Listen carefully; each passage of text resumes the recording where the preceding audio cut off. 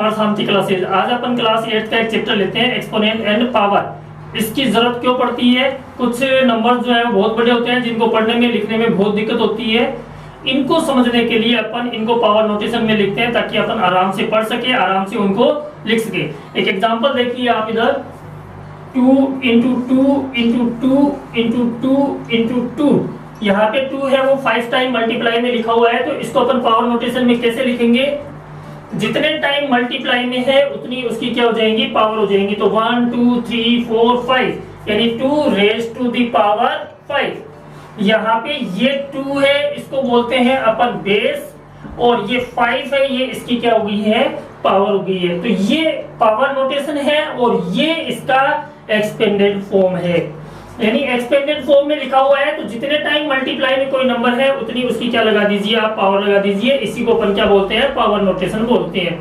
अब power notation या exponent and power के जो क्वेश्चन है based on exponent and power, तो उनको अपन किस प्रकार से सोल्व करेंगे, उसके लिए मैं आपको कुछ फॉर्मूलाज बता रहा हूं, और उन फॉर्मूला से आप क्या कर सकते हैं? इनको सोल्व कर सकते हैं। सबसे पहले एक फॉर्मूला देखिए आप, फर्स्ट फॉर्मूला देखिए, a raise to the power m into a raise to the power n। यहाँ पे अपन गौर करें तो दोनों में बेस है वो इक्वल है, लेकिन पावर है वो दोनों की अलग अलग है। तो ऐसी सिचुएशन में यदि यहाँ पे बीच में मल्टीप्लाई है तो क्या होंगी? पावर है वो ऐड हो जाएंगी। यानी इसको अपन लिख सकते हैं a raise to the power m plus n। समझ में आया फॉर्मूला आपको? अब मैं आपको इसका एक एग्जांपल बता रहा हूं, जैसे 2 raise to the power 2 into 2 raise to the power 3। यहाँ पे बेस इक्वल है, पावर है वो क्या हो जाएंगी? ऐड हो जाएंगी। यानी अपन इसको लिख सकते हैं 2 raise to the power 2 plus 3। इसको आगे सोल्व करें तो 2 रेज़ टू दी पावर 5। और आगे सोल्व करना चाहिए, आप इसकी वैल्यू फाइंड करना चाहिए, तो 2 है उसको 5 टाइम मल्टीप्लाई में लिखेंगे अपन, तो आंसर कितना आ जाएगा? 32 आ जाएगा। समझ में आया? और देखिए जैसे यही क्वेश्चन इस प्रकार से है, -2 raise to the power 2 into -2 raise to the power 3 is equal to, अब की बात बेस है वो किसमें है? नेगेटिव है, तो इसको आप कैसे लिखेंगे? -2 raise to the power 5। Power add होंगी, लेकिन जब आप वैल्यू फाइंड करेंगे और बेस यदि नेगेटिव है तो आपको ध्यान रखना है, यदि आपकी पावर है वो इवन नंबर है तब तो आपकी वैल्यू है वो पॉजिटिव आएगी, तब जब माइनस हो। और यदि आपका बेस नेगेटिव है, आपकी पावर जो है वो ओड नंबर है, तो आपकी वैल्यू जो है वो क्या आएगी? नेगेटिव आएगी। यानी यहाँ पे आ जाएगा -32। समझ में आया? एक क्वेश्चन और देखिए, -2 raise to the power -2 into -2 raise to the power -3। यहाँ पे बेस है वो नेगेटिव है, लेकिन पावर है वो भी नेगेटिव है, तो ये ऐड होगी, क्योंकि बीच में क्या आ गया? मल्टीप्लाई। तो इसको क्या लिखेंगे? -2 रेज़ टू दी पावर -5। समझ में आ गई बात? अब लेते हैं अपन सेकंड फॉर्मूला। एग्जांपल देखिए आप, एग्जांपल से पहले मैं आपको फॉर्मूला बता रहा हूं, a raise to the power m फिर divide a raise to the power n। इससे पहले वाले क्वेश्चन में यहाँ पे क्या था? मल्टीप्लाई था। मल्टीप्लाई था तो अपन ने क्या किया था? पावर को ऐड किया था। अब यहाँ पे क्या आ गया है? डिवाइड आ गया। डिवाइड आ गया है तो पावर क्या होंगी? माइनस होंगी, लेकिन कंडीशन वही है, बेस इक्वल होना चाहिए। तो इसमें देखिए बेस इक्वल है, तो आप क्या लिखेंगे इसको? a raise to the power m minus n। समझ में आया? एग्जांपल देखिए, 2 raise to the power 5 divide 2 raise to the power 3। Base equal है, बेस इक्वल है तो पावर क्या होंगी? माइनस होंगी। यानी a raise to the power 5 minus 3 is equal to a raise to the power 2। और a कितना है अपना? 2, तो 2 की पावर 2। यानी आंसर कितना आ जाएगा फिर? 4। समझ में आया? एक एग्जांपल और देखिए आप, 2 रेज़ टू दी पावर -5 फिर divide 2 raise to the power -3। आपको क्या करना है? बीच में डिवाइड है, बेस इक्वल है, तो आप क्या करेंगे? पावर माइनस होंगी। तो आप कैसे करेंगे इसको माइनस, वो आपको बता रहा हूं। देखिए 2 -5 फिर ये माइनस, अब क्या माइनस करना है आपको? -3। तो आप इस प्रकार से लिखेंगे इसको -3। 2 माइनस 5। अब देखिए इस ब्रैकेट को जब अपन रिमूव करते हैं तो ब्रैकेट को रिमूव करने का रूल क्या है, ब्रैकेट के पहले यदि माइनस है तो आप अंदर का साइन चेंज कर देते हैं, ब्रैकेट के पहले यदि प्लस है तो अंदर का साइन चेंज नहीं करते हैं। तो यहाँ पे ब्रैकेट के पहले माइनस है तो अंदर का साइन चेंज हो जाएगा और यहाँ पे क्या आ जाएगा +3। आंसर आ जाएगा 2 रेज़ टू दी पावर -2। ये आंसर सही है। लेकिन क्या होता है जब पावर नेगेटिव हो तो आप उसको पॉजिटिव कीजिए, और पॉजिटिव करने के लिए अपन क्या करते हैं, इसका रेसिप्रोकल लिखते हैं। रेसिप्रोकल का मतलब इसके अपोन में 1 है, इसको जस्ट उल्टा कर दीजिए, 1 2 रेज़ टू दी पावर 2। अब ये 1 तो 1 ही रह जाएगा, 2 की पावर 2 यानी 4, यानी इसका आंसर कितना आ जाएगा 1/4 आ जाएगा। समझ में आया।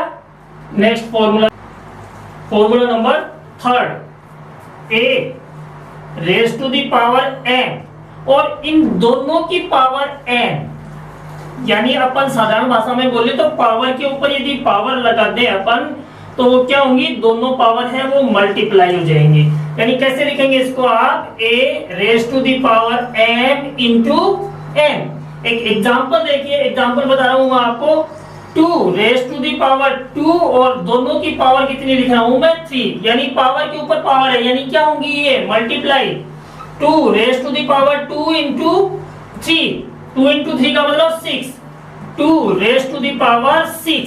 वैल्यू फाइंड करनी है तो 2 को आप 6 टाइम मल्टीप्लाई में लिखिए, मल्टीप्लाई कर दीजिए तो आंसर आ जाएगा आपका कितना, 64। समझ गया है। एक और देख लीजिए, -2 रेज़ टू दी पावर 2 और इन दोनों की पावर 3। अब की बार बेस मैंने क्या ले लिया है, नेगेटिव ले लिया है, तो इसको आप क्या लिखेंगे, -2 raise to the power, direct लिख दो 6, पावर को पावर से मल्टीप्लाई कर दिया है। इससे पहले वाले एग्जांपल में मैंने आपको बताया था पिछले फॉर्मूले में, यदि बेस नेगेटिव है, बेस नेगेटिव है और पावर इवन नंबर है तो इसकी वैल्यू है वो क्या आएगी, पॉजिटिव आएगी। और यदि बेस नेगेटिव है, पावर ओड नंबर है तो फिर क्या आएगी, नेगेटिव आएगी। लेकिन यहाँ पे पावर जो है वो क्या है, इवन नंबर, इवन नंबर है तो इसकी वैल्यू किस में आएगी, पॉजिटिव आएगी। यानी आंसर कितना आ जाएगा, 64। समझ में आ रहा है। नेक्स्ट फॉर्मूला देखिए, फॉर्मूला देखिए, a raise to the power m into b raise to the power n। यहाँ पे मैंने क्या कर दिया है, बेस है वो अलग कर दिए हैं, लेकिन पावर है वो क्या कर दी है, मैंने सेम कर दी है। तो ऐसे क्वेश्चन तो अपन कैसे सोल्व करेंगे, यहाँ पे दोनों बेस है वो मल्टीप्लाई हो जाएंगे, यानी a इंटू बी और पावर है वो m ही रह जाएगी। एग्जाम्पल देखिए, 2 raise to the power 3 into 3 raise to the power 3 2 raise to the power 3 raise to the power 3। यहाँ पे बेस है वो अनइक्वल है, लेकिन पावर है वो मैंने क्या कर दी है, इक्वल कर दी है। तो इसको आप कैसे लिखेंगे, 2 इंटू 3, ये दोनों बेस हैं और इनकी पावर कितनी लिखेंगे आप, 3। पहले बेस को मल्टीप्लाई कीजिए 6 और पावर कितनी, 3। 6 को आप 3 टाइम मल्टीप्लाई करेंगे तो क्या आएगा, 216। समझ में आया। एक नेक्स्ट जो फॉर्मूला है वो भी देखिए, यदि ऐसे लिखा हुआ है a raise to the power m, फिर divide b raise to the power m, यहाँ पे मैंने डिवाइड में लिखा है, या फिर ये क्वेश्चन ऐसे भी लिखा हुआ हो सकता है, a raise to the power m upon b raise to the power m। तो इसको कैसे सोल्व करेंगे अपन, पहले आप a को b से डिवाइड कीजिए, डिवाइड करने का मतलब ये लीजिए a अपॉन b और इन दोनों की पावर कितनी आ जाएगी, m आ जाएगी। कोई भी एक एग्जांपल ले लीजिए आप, 2 रेज़ टू दी पावर 3 और 3 raise to the power 2, 3 raise to the power 3। अब इसको कैसे सोल्व करेंगे, यहाँ पे आप इसको लिख सकते हैं 2 अपॉन 3 और पावर कितनी लिख सकते हैं या 3। अब इसको कैसे डिवाइड करें, डिवाइड करने से पहले अपन सोल्व करेंगे, ये पावर है 3 इसकी भी है, ये पावर इसकी भी है, तो 2 की पावर 3 का मतलब क्या होता है, 2 इंटू 2 इंटू 2 यानी 8, और 3 की पावर 3 का मतलब क्या होता है, 3 इंटू 3 इंटू 3 यानी 27, और यही इस क्वेश्चन का आंसर है। समझ में आ रही है बात। एक और देख लीजिए साथ ही आप, नेक्स्ट और इंपॉर्टेंट चीज देखिए, a raise to the power 0 base कुछ भी हो यदि उसकी पावर 0 है, या फिर आप कैलकुलेट करते हो, कैलकुलेशन करते हो और उसमें आपकी पावर 0 आ जाती है, तो उसका आंसर जो है वो क्या आएगा, 1 आएगा। For example 2 raise to the power 3 into 2 raise to the power -3। यहाँ पे मैंने मल्टीप्लाई लिखा है, मल्टीप्लाई में पावर क्या होती है, ऐड होती है। तो 2 रेज टू द पावर 3 -3, तो 2 रेज टू द पावर 0, और 2 रेज टू द पावर 0 का मतलब क्या होगा, आंसर आएगा आपका 1। ऐसे ही मान लीजिए इसको मैं ऐसे लिख दूं 2 raise to the power 3 upon 2 raise to the power 3, तो क्या लिखेंगे आप, ये डिवाइड में, और डिवाइड में पावर क्या होती है, माइनस, तो 2 raise to the power 3 -3 is equal to 2, और पावर कितनी, 0, पावर 0 आ गई, इसका मतलब आंसर कितना आएगा, 1। मेरे ख्याल से ये पावर नोटेशन है, ये आपको समझ में आया होगा। यदि समझ में आया है तो आप इनकी प्रैक्टिस कीजिए, कोशिश कीजिए। वेरी सिंपल, बहुत इजी है। यदि आज का वीडियो आपको पसंद आया हो तो ज्यादा से ज्यादा सब्सक्राइब कीजिए, लाइक कीजिए और इसको शेयर कीजिए। Thank you.